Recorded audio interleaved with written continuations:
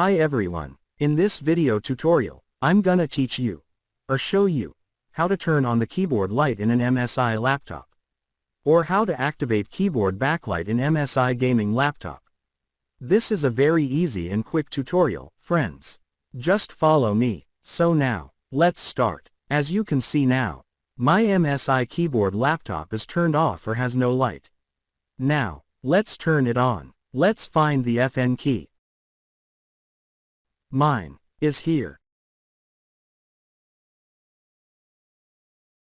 And also, let's find the backlight key, or keyboard light indicator. Mine is located here.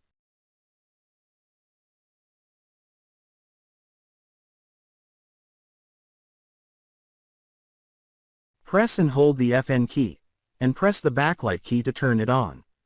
Like this, friend.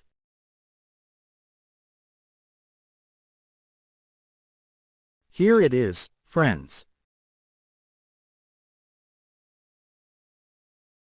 You can also adjust the brightness of your keyboard light by pressing the backlight key multiple times. Just like this, friends.